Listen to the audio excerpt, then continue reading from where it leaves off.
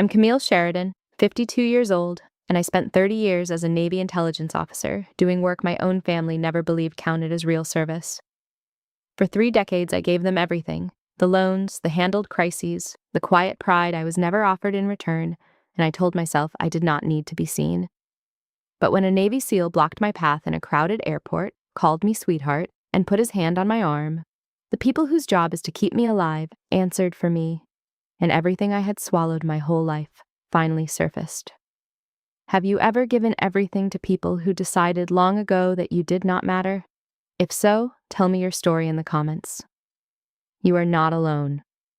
Before I get into what happened, let me know where you're tuning in from. And if you've ever had to stand quietly in your own worth while someone underestimated you to your face, hit that like button and subscribe. The airport was the kind of crowded that turns people into furniture.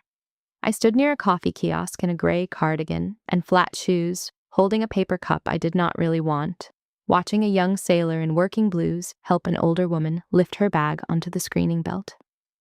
He did it gently, the way you would for your own grandmother, and nobody around them noticed or cared. I noticed.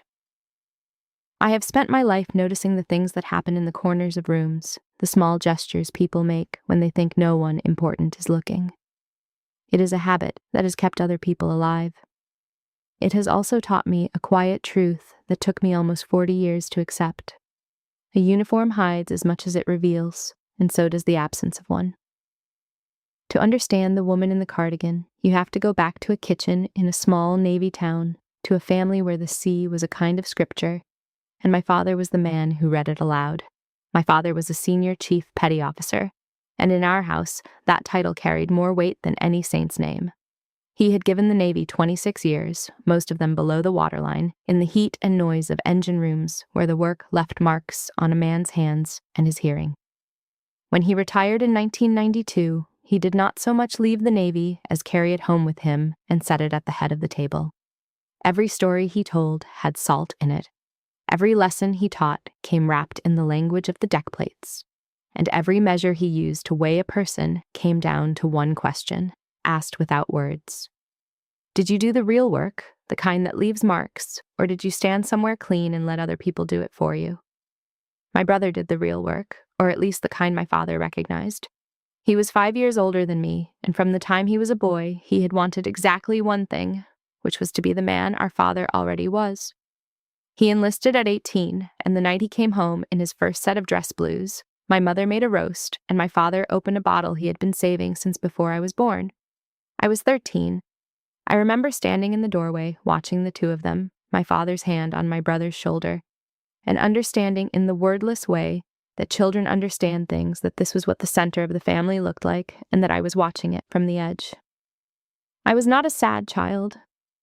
I want to be clear about that, because it would be easy to tell this story as if I spent my youth crying into a pillow, and that is not what happened. I was a watchful child, and a stubborn one. I brought home report cards full of the highest marks, and my father would look at them and nod and say good, and then he would ask my brother how the ship was running. I learned not to need the celebration. I told myself I did not need it. That is a thing you can tell yourself for a very long time before you find out whether it is true. The strange part, the part that took me decades to name, is that I loved the Navy because of him, not in spite of the way he overlooked me, because of him. The sea was the only language my father spoke fluently, and I wanted to speak it too. Wanted it so badly that when I was a girl, I kept every letter he ever sent from a deployment in a shoebox under my bed, and on the nights the house was quiet, I would take them out and press the folds flat with my thumb, reading the small, blunt sentences a man writes when he is tired and far from home and not good with words. I love you all. The work is hard. Mind your mother. Those letters were the closest thing to tenderness he knew how to send, and I hoarded them like a miser. When I was 22, fresh out of college and through officer training, I drove home to tell my parents I had been commissioned as an intelligence officer. I had rehearsed it the whole drive, the way you rehearse telling someone news you are proud of and afraid of at the same time. My mother hugged me and cried a little, and said she always knew I would do something with that mind of mine. My father set down his coffee and looked at me for a long moment. Intelligence, he said. He turned the word over like he was checking it for rust. So you'll fight the war from a chair. It is more than that, I said. Spook work. He picked his coffee back up. You'll never get your hands dirty. I did not argue. I had already learned that arguing with my father about the shape of the world was like arguing with the tide. You could shout at it all night, and in the morning it would be exactly where it always was. So I smiled and let my mother fuss over me, and that night, in my childhood room, I took out the shoebox of his letters and read them again. And I made myself a promise that I would do the kind of work that mattered whether or not anyone ever clapped for it. In my family, the Navy was a religion, and my father was its priest. The trouble was, he only recognized one kind of worship. He believed in the work you could see, the burns and the calluses and the sea time stamped in a service record. He did not believe in the work that happens in windowless rooms, the work that has no medals you are allowed to wear in public, the work whose whole purpose is that no one ever knows it was done. He had spent his life keeping a ship running so that it could go where it was sent. I would spend mine deciding where the ship should go and why and what it would find when it got there. To him, those were not the same Navy. It would take a stranger in an airport and a great deal of distance before I stopped needing him to understand that they were. I kept the shoebox. I have it still. I think some part of me always knew that the letters and the longing inside them were the real beginning of everything that came after. The years that followed did not change the shape of my family. They only hardened it. I rose the way you rise in a career that happens mostly in the dark. Quietly, on paper, in promotions that came with no parade and explanations I was not allowed to give. My brother rose too, the way you rise on the deck plates, loudly and visibly, each new chevron a thing he could wear to a cookout and have everyone understand at a glance. He made chief, and the day he was pinned, my father cried. The only time I ever saw him do it. And I stood in the back of the room and clapped until my hands hurt and meant every bit of it. I was happy for him. I have never once not been happy for him. That is the thing people get wrong about being overlooked. It does not make you bitter toward the person in the light. It makes you quietly, permanently tired. By the time I was 32, I had made lieutenant commander, and I had made it early, ahead of my year group, which in my world is the loudest thing a record can say about you. I could not say it. At a backyard cookout that summer, my mother asked how work was going, and I said only that it had gone well, and my brother, beer in hand, grinned at me across the picnic table. Still pushing paper, Cam, he said. 20 years in, and I still can't tell anyone what you actually do. Must be nice. Banker's hours and air conditioning. The others laughed, the easy laugh of family who have heard the joke before and find it comfortable. I laughed too. What else do you do? I had spent that spring on a problem that I will never be able to describe to them. A problem whose solution meant that a number of men came home who otherwise would not have. I sat at that picnic table with the weight of it still on me, and I let my brother call it banker's hours, and I passed the potato salad. There was one win in particular, the year I was 35, that I carried differently than the rest. I was the lead targeting officer on an effort to recover people who had been taken, and for a stretch of days, my analysis was the thread the whole thing hung from. When it ended the way we needed it to end, a senior officer I respected put his hand on my shoulder and said that a lot of families would sleep that night because of work I did, and they would never know my name, and that was the job. I drove home from that deployment, and a week later, sat at my parents' dinner table while a cousin made a joke about desk sailors and how the only thing they ever fired was an email. I smiled into my plate. I could not tell them. The truth was not mine to give. It belonged to the men who came home, and the work that brought them, and a security classification that did not care about my need to be seen by my father. My mother was the one who saw me. She was not Navy, never had been, but she had a way of looking at a person that went past the title to the work underneath. When I would come home worn down in a way I could not explain, she would not ask what I had done. She would just make tea and sit with me, and somehow she always knew which nights to do it. She died when I was 38. After the funeral, standing in the kitchen where my father had first told me I would fight the war from a chair, I understood that the one person in my family who had ever truly recognized me was gone, and that the contract for the rest of us had just quietly narrowed to its bones. Show up, provide, expect nothing. I became, in those years, the one the family called when something needed handling. When my father's roof went, I was the one who quietly arranged the money and no one mentioned it again. When Desmond's marriage went through its hard patch, I was the one who flew out and sat with him at 2 a.m, and he never spoke of it after. I did not resent the role. I was good at it, and being needed is its own kind of belonging, even when it is not the kind you wanted. But I noticed, the way I notice everything, that the help I gave was the help of someone the family had decided was capable, but not impressive, useful, but not remarkable. They would trust me with the roof and the crisis and the loan. They would not trust me with their pride.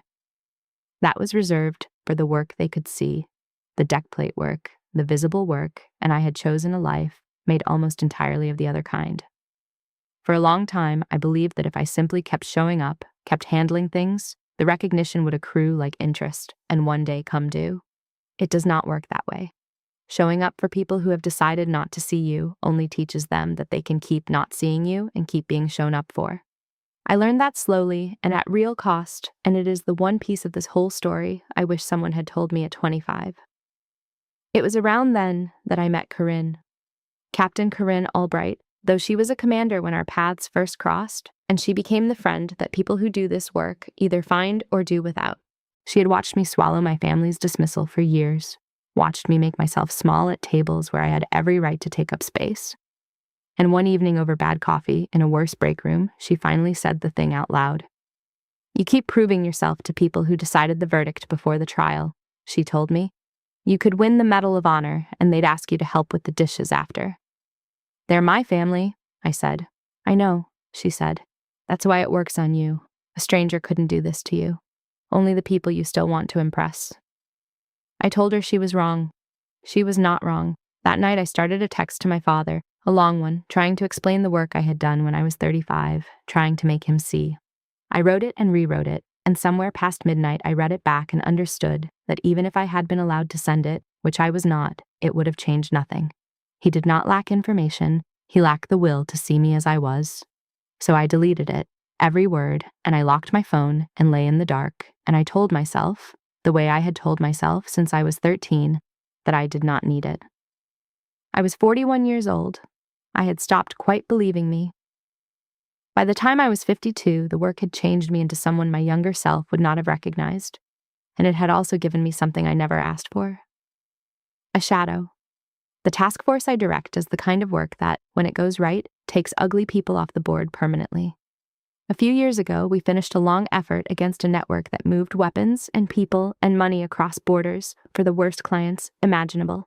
We were thorough, we were patient, and when it was done, the people who had built that network understood, in the specific way such people understand things, exactly who had taken it apart. My name went onto a list, not a metaphor, a real one, the kind that earns you a folder at a federal agency and a quiet conversation in which someone explains that when you travel, you will not travel alone anymore. So I have a protective detail. 3 professionals who arrange themselves around me in public with a casualness that is entirely manufactured, men and women in plain dark suits who look like they could be anyone's accountant until the moment they are not. The senior man on my detail is a Master Chief named Emmett Pryor. He is the kind of sailor my father would have respected on sight, all economy of motion and flat, calm eyes, a man who has clearly done things he will never discuss, and who treats protecting me as a serious professional craft rather than a babysitting detail. He does not hover. He does not chat. He simply is always exactly where the geometry of a room requires him to be, and I have learned to trust that geometry with my life. The day at the airport, I was traveling between a briefing I cannot describe and a visit to my father, which is its own kind of operation. I was deliberately invisible. That is the point of the cardigan and the flat shoes and the paper cup. A woman who looks like nobody draws no eyes, and drawing no eyes is the whole job when your name is on a list. Pryor and 2 of his people moved with me toward a secured corridor off the main concourse, a discreet door that would take me away from the crowd. I was tired. I was thinking about whether my father's stairs had gotten too steep for him. I was, in every way that matters, just a middle-aged woman crossing an airport, which is exactly what Lieutenant Commander Colton Merrick saw. I did not know his name yet. I only saw a young man, mid-30s, built like someone who spends his free time proving he is built like that, standing with 2 friends near the mouth of the corridor. He had the specific loudness of a man who is off duty and certain of his place in the world. I learned later that he was a SEAL, a good one by his record, with the kind of reputation that lets a man believe his read on a room is never wrong. He saw a woman in a cardigan drifting toward a door she obviously did not belong at, and he decided, in the cheerful way of a man who has never once been wrong about who matters, to be the gatekeeper. He stepped into my path. "Wrong terminal, sweetheart," he said, smiling, pleased with himself. "Commercial gates are that way." "I'm where I'm meant to be," I said. I said it calmly. I have said far more frightening things in far calmer voices. He did not hear it, or he heard it, and it did not fit his picture, so he discarded it. "I said move, lady." The smile thinned. He was not used to the furniture talking back. And then he did the one thing that turned an ordinary moment of male certainty into something that would follow him for the rest of his career. He reached out and put his hand on my arm to steer me, the way you would redirect a confused stranger, the way you would move an obstacle. "I want you to understand how fast what happened next happened." Pryor and the two agents had read the situation before Merrick finished his first sentence. The instant his hand closed on my arm, the geometry changed. They did not run. They did not shout. They simply closed, 3 dark suits folding inward around him, with a speed that had no panic in it at all, and in the space of a breath he was boxed, surrounded, with one of the agent's hands settling firm on his shoulder. Pryor stepped into the half-pace of distance that puts a man's full attention on you whether he wants to give it or not, and he spoke without raising his voice at all. "Sir, step back from the Admiral. Now." I have replayed that moment many times, not because I enjoyed it, though I will not pretend there was nothing in me that did. I replay it because of his face. I watched Colton Merrick's certainty leave him all at once, the way water leaves a sink when you pull the plug. His hand came off my arm like he had touched a stove. His eyes went from Pryor to the agent at his shoulder to me, and I watched him try to make the woman in the cardigan fit the word Admiral and fail, and then watched him succeed and go white. One of the agents had already produced the small leather case that settles these questions, and he held it where Merrick could see it, and Merrick saw it. His two friends had stopped laughing. They had stopped doing anything at all. The concourse noise, which had dropped away in my hearing the way it does when a thing is about to go wrong, came rushing back. He had spent his whole career deciding who counted. He had built an entire identity on being the man in any room who could tell, at a glance, who was dangerous and who was furniture. He had never once imagined that the lost woman in the cardigan outranked every man in the terminal, or that the people whose entire job was to keep her alive would treat the touch of his hand as exactly the threat it was trained to look like. "Ma'am." Pryor's eyes did not leave Merrick. "Are you all right?" "I'm fine, Master Chief," I said. "Give him room." They gave him room. The hand left his shoulder. The ring of suits opened back into something that an onlooker might mistake for ordinary. And I stood for one moment in front of Colton Merrick, who had gone from gatekeeper to specimen in the time it takes to regret a sentence, and I did not gloat, because I had learned a long time ago that the truth does not need help to land. "The hard part," I told him quietly, "isn't going to be the apology. It's going to be everything you do after it." Then I turned and walked toward the corridor, and I did not look back, and behind me I could feel the silence where his certainty used to be. The secured lounge was quiet and beige and smelled faintly of industrial coffee, and I sat in it with my hands around a fresh paper cup and felt the thing I always feel after a moment like that, which is not triumph.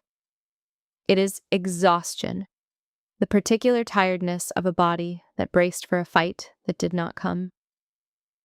Pryor stood near the door, giving me the space he is good at giving.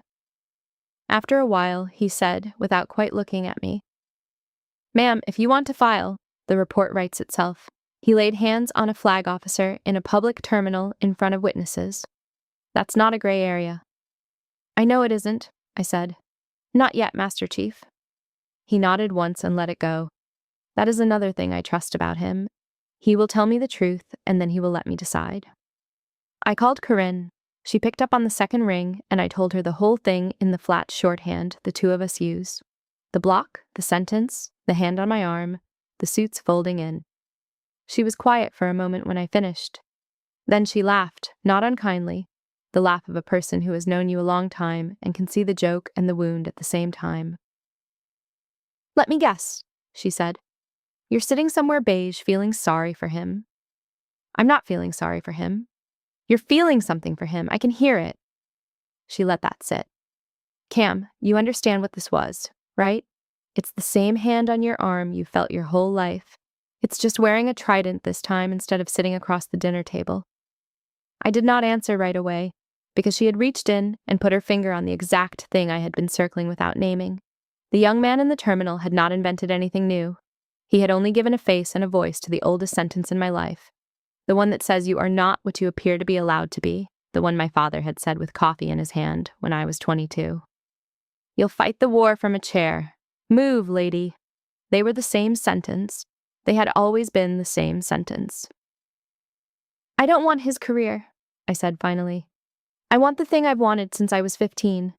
I want to be looked at and actually seen, and no punishment I can hand down is going to give me that, because the seeing has to be real, or it isn't worth anything.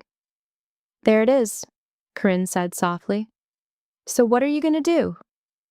I don't know yet. What I did know by the time I hung up was that the decision might not be entirely mine. Pryor had made a call while I was on the phone, and when I looked up, he told me, in his careful way, that the young man's name was Lieutenant Commander Colton Merrick, that he belonged to a command with a name I recognized, and that an incident report was already moving up 2 different chains whether I lifted a finger or not. A lieutenant commander putting his hands on a 2-star admiral in a public airport is not the kind of thing the institution lets quietly evaporate, no matter how forgiving the 2-star feels. The machine had started turning the moment the agent's hand touched his shoulder.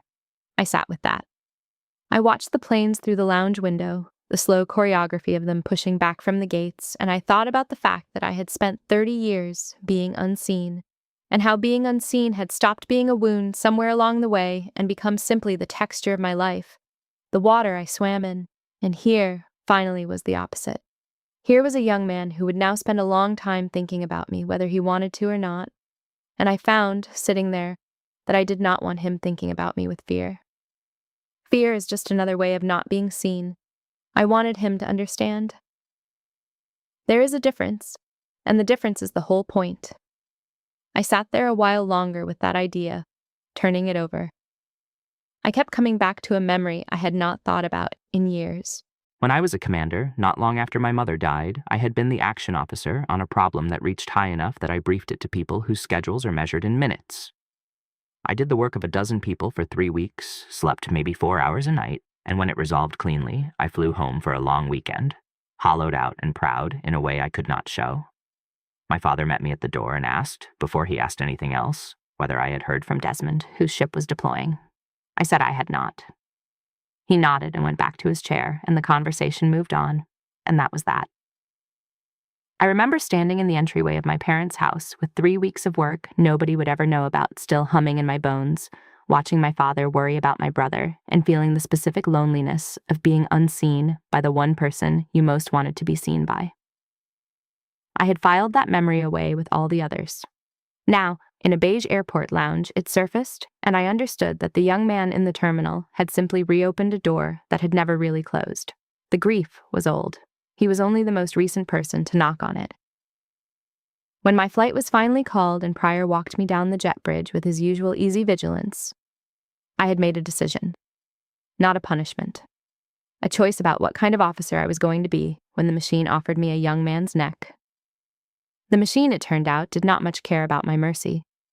I gave my statement 2 days later in a small office to people whose job was to assemble facts into a record. I told them exactly what had happened, no more and no less, and when they asked what outcome I was seeking, I said something that made the senior man in the room set down his pen.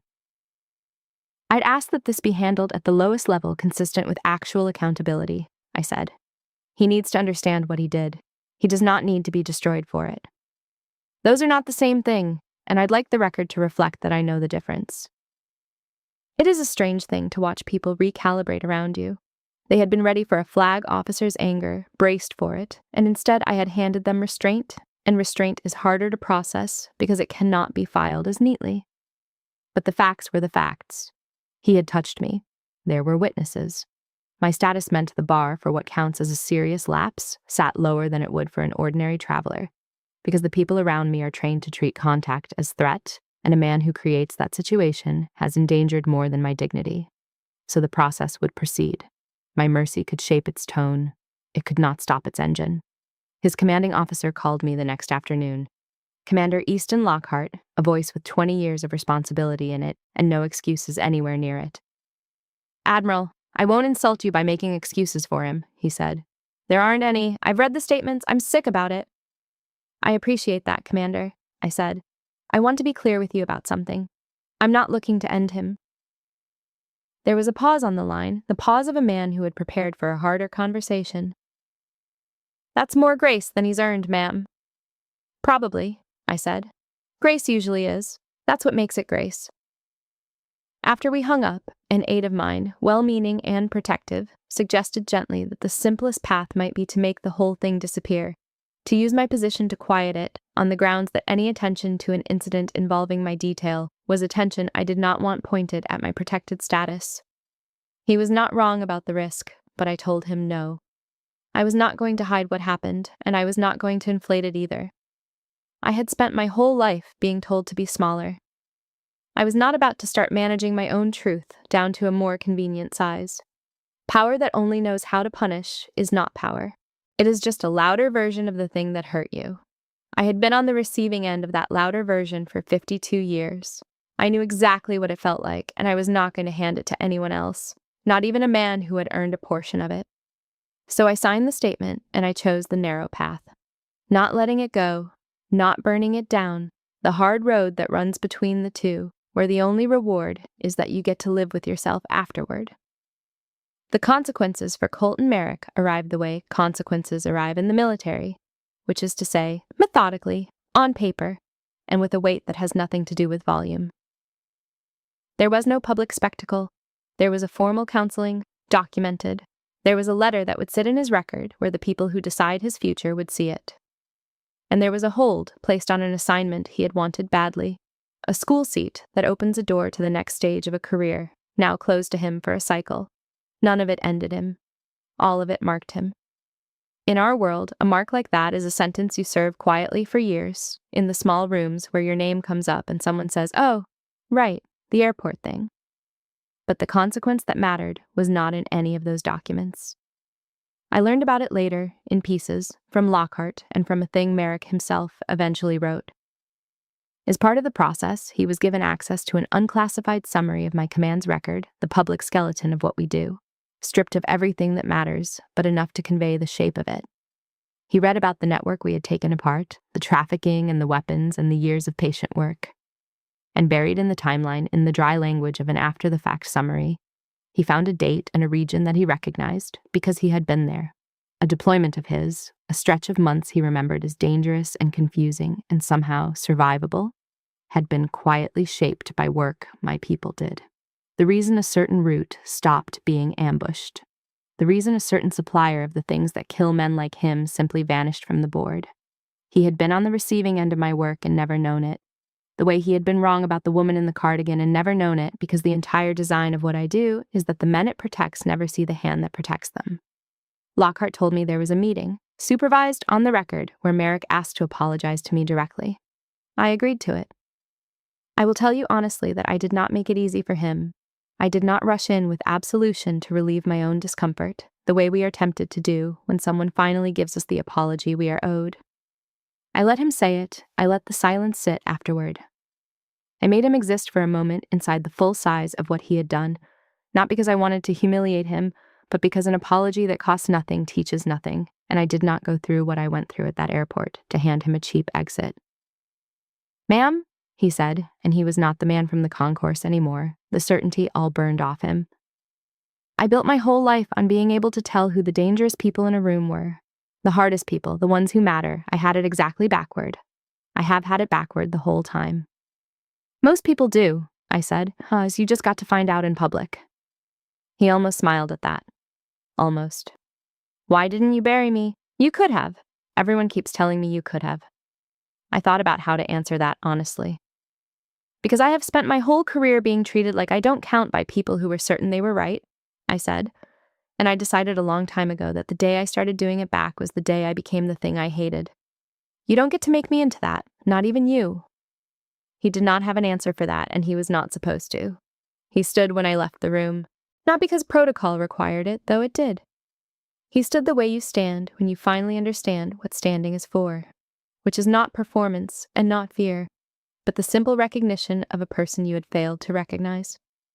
The strange gift in all of it, the thing I did not expect, was what it did to me. Because here is what I realized, watching that young man sit inside the wreckage of his own certainty. He was not a villain. He had never been a villain. He was every voice that had ever told me I did not count, finally given a single face and made to sit across a table and look at me. And when I had that face in front of me, when I had the apology I had wanted in some form my entire life, I discovered that it did not fill the hole. It barely touched it.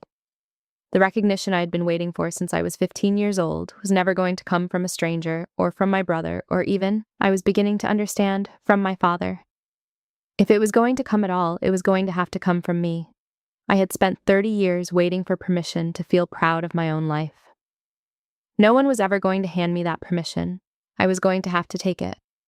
For a few days after that meeting, I found myself moving through my command differently, watching my own people the way Merrick said he had started watching his. The analyst who never speaks in meetings but whose footnotes have saved operations. The watch officer who has been doing flawless work in the same windowless room for 9 years, without a single person outside the watch floor knowing his name. I had been one of them once, and somewhere along the climb, I had started to forget what it cost them, the daily small erasure of doing work that the world is designed never to credit. I made a point, that week, of telling 2 of them, plainly, that I saw what they did, and that it mattered. The look on their faces was a mirror I did not entirely enjoy looking into. It was my own face, at 35, at 41, waiting at a dinner table for words that never came. I could not give myself those years back, but I could refuse to be, to the people who worked for me, the thing my family had been to me. That, at least, was within my power, and it cost me nothing but attention, and I was ashamed it had taken me so long to spend it. I flew home to my father a week later, the visit the airport had interrupted, and I went carrying that knowledge like a stone I had not yet figured out where to set down. I had not planned to tell him about Merrick. It was not his to know, and besides, I had no faith it would mean to him what it meant to me. But the Navy is a small town with a long memory, and a sanitized version of the story had already traveled the grapevine and reached my brother, who was a senior chief now himself, and who brought it to the dinner table the first night I was home, with the air of a man holding a thing he cannot quite believe is real. "So, I heard a story," Desmond said, looking at me sideways. "Heard there was a situation at an airport. Heard some SEAL put his hands on a flag officer, and heard detail damn near put him through a wall. He said it the way he had said everything to me our whole lives, as a setup, expecting me to do what I always did, which was to wave it off, shrink it, turn it into nothing so the table could stay comfortable. For the first time in my life, I did not shrink it. "That's mostly right," I said. "They didn't put him through a wall. They surrounded him, and one of them put a hand on his shoulder, and my Master Chief told him to step back. That was enough." Desmond blinked. "They surrounded a SEAL. For you." "They surrounded him because of who I am to the people I protect," I said. "And because his hand on my arm read, to men trained to read it, as a threat to my life. That's the part nobody at this table has ever understood. There are people in the world who would very much like me dead, Desmond, because of work I did from a chair." The table went quiet. My father, who had said almost nothing, set down his fork. And then he asked me the question he had never once asked in 30 years, the question I had stopped waiting for so long ago, that hearing it now felt like hearing a language I had forgotten I spoke. "What is it?" he said slowly. "That you actually do? I mean it. I'm asking." So I told him. As much of it as I am allowed to tell, which is not much, but more than I had ever offered, and more than he had ever wanted before. I told him about the rooms, and the patients, and the long hunts that end with no medal you can wear in public. I told him that I had spent my career deciding where the ship should go and what it would find, and that the work was the reason some men came home. I watched him listen, really listen, his old engineer's face working through it the way it used to work through a failing pump. And when I was done, he was quiet for a long time. He did not give me a speech. My father has never given a speech in his life.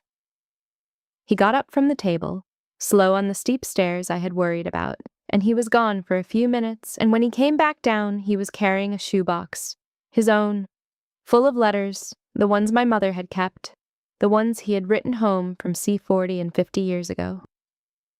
"I never knew what to say in these," he said, setting the box in front of me. "Turns out you didn't either, with yours, all those years. Your mother told me about the box under your bed. I never said anything." He cleared his throat. "Would you want them, mine, to go with yours?"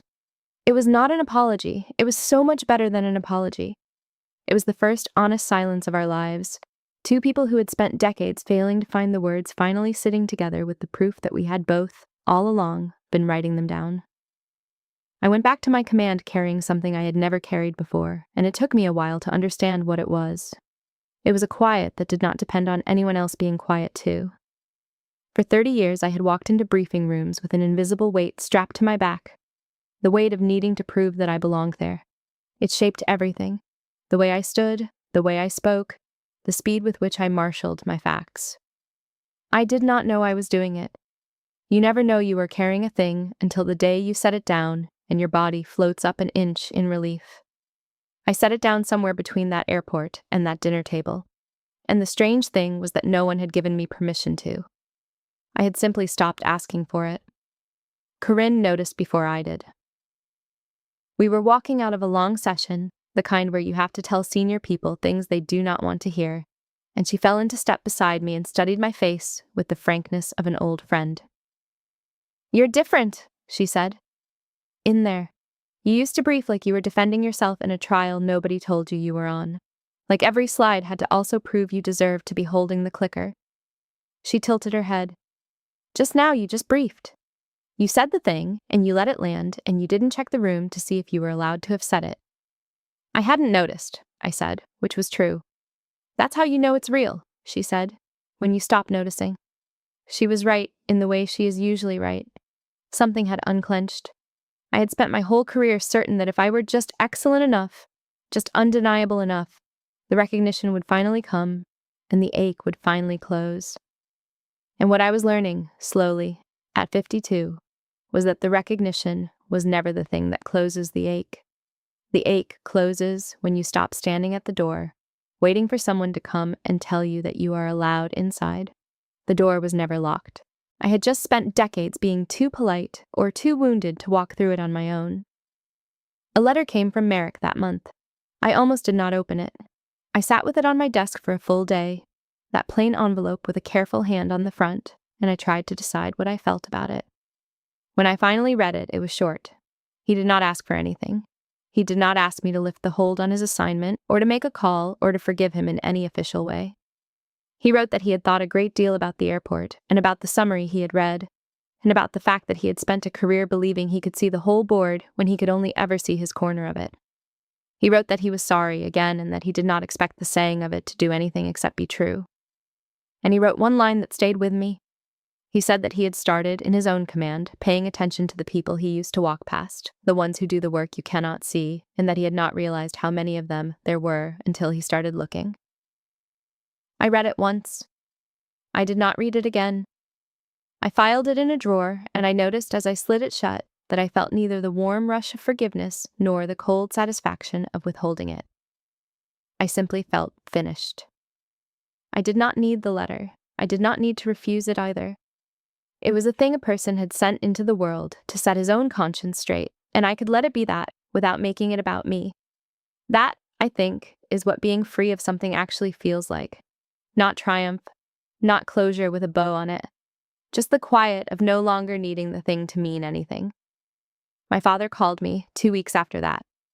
He had never in his life called me just to talk. When his name came up on my phone, my first instinct, decades old, was alarm, because a call from my father had always meant news, usually bad. I answered braced for it. "Nothing's wrong," he said, before I could ask. He stopped. I could hear him searching, the way he always had to search, for words that did not come easily to a man who had spent his life in the language of machines. "I was sitting here, reading, and I thought I'd call. That's all." We talked for 20 minutes about nothing. The weather where he was, a neighbor's boat. whether I was sleeping enough, which I was not. It was the most ordinary conversation in the world, and it undid me a little, sitting there in my office with the phone against my ear, because I was 52 years old, and it was the first time my father had ever called me simply because he wanted to hear my voice. I had spent my whole life believing that if I just achieved enough, he would finally turn toward me. And in the end, it was not an achievement that turned him. It was the truth, told plainly, once, across a dinner table, and a shoebox of letters, and the slow arrival of an old man at the end of his certainties. I want to be careful here, because this is the part of the story where it would be easy to tie everything up too neatly, and life does not work that way, and neither does family. My father did not become a different man. Desmond did not suddenly understand my career. The decades of being the overlooked one did not evaporate because a SEAL grabbed the wrong woman's arm in an airport. The change was smaller than that, and because it was smaller, it was real. A question asked, a box of letters offered, a phone call placed for no reason. These are the actual sizes of the things that heal us, and we miss them constantly because we are watching the door for something grander. There is a thing I used to do for 30 years without ever quite admitting it to myself. I kept an empty seat at the table of my own life. I saved it for the moment my family would finally understand what I was. The moment they would turn and see me and say, "There she is, there she was the whole time." I arranged everything around that empty seat. I performed for it. I achieved for it. And somewhere in the months after the airport, I understood that the seat was never going to be filled by anyone walking through the door, because the seat was mine. It had always been mine. The person I had been waiting for, all those years, to come and recognize me, was me. So one night, alone in my office at the end of a long day, I metaphorically sat down in it. I closed the folder on my desk. The building was empty and quiet around me, and for once the silence did not feel like a verdict being withheld. It felt like a room I was finally allowed to rest in.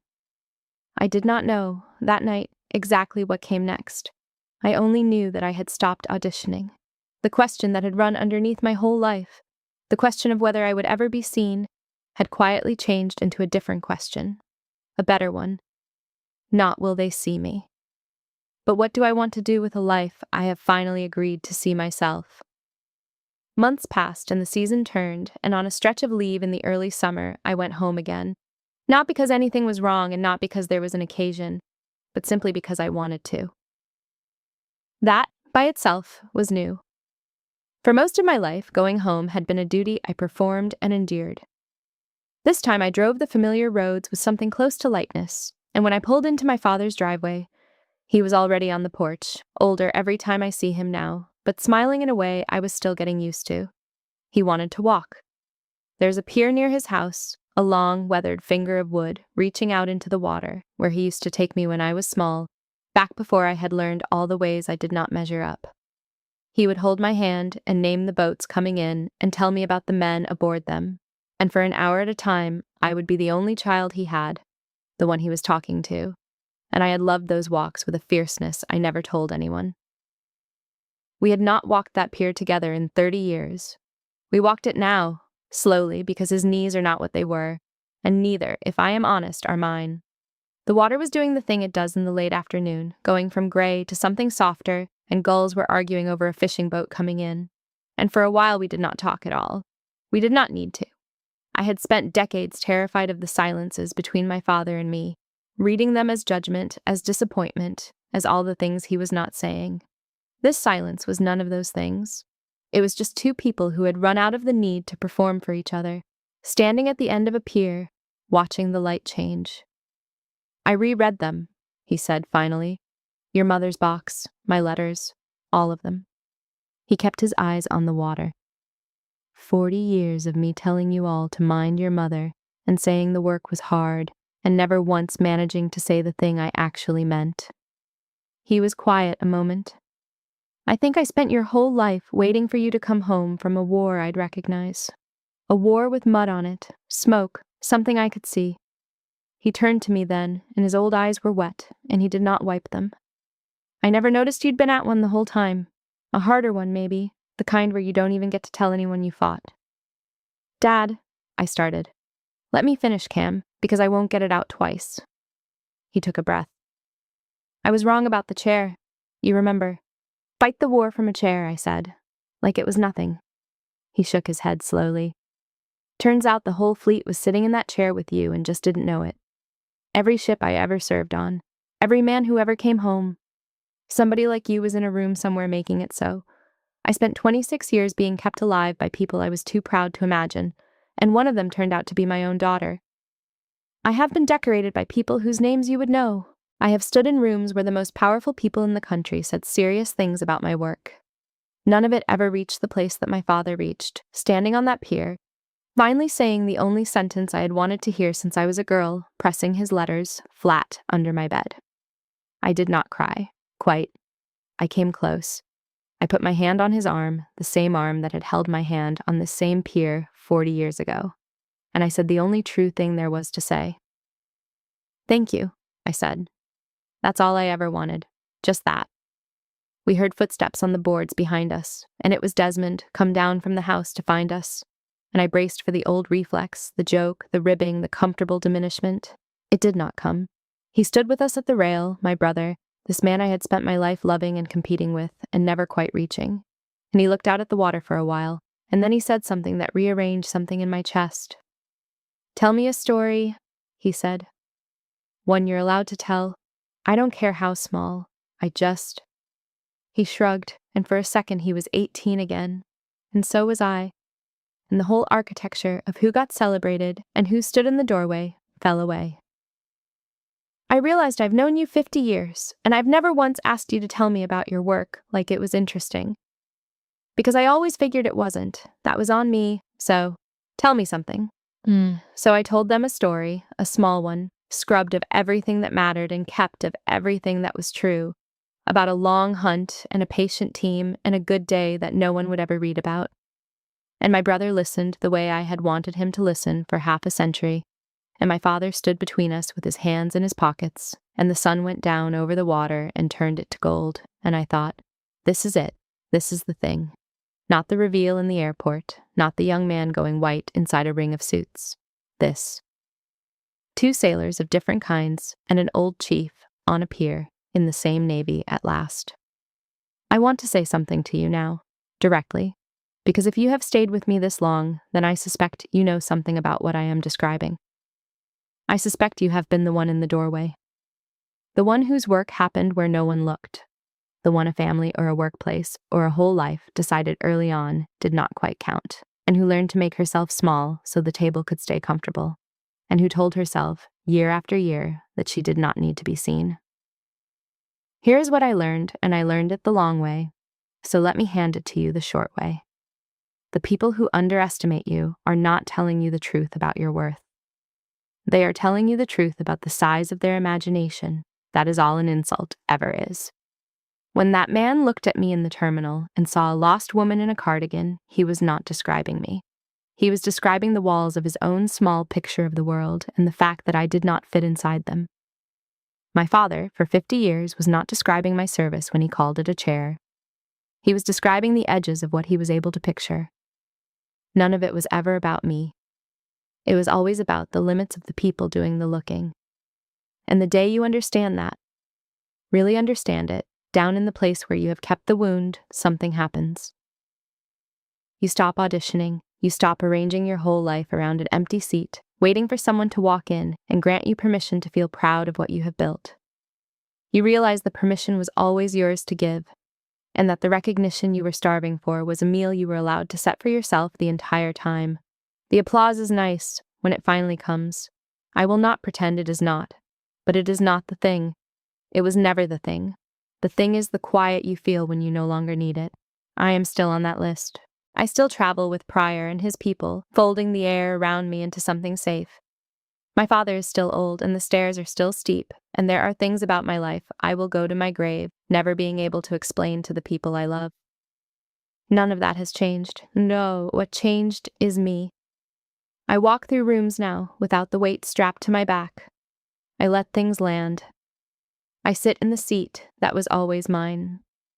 If you have ever been overlooked, dismissed, told in 100 small ways that you do not count, I hope you hear me.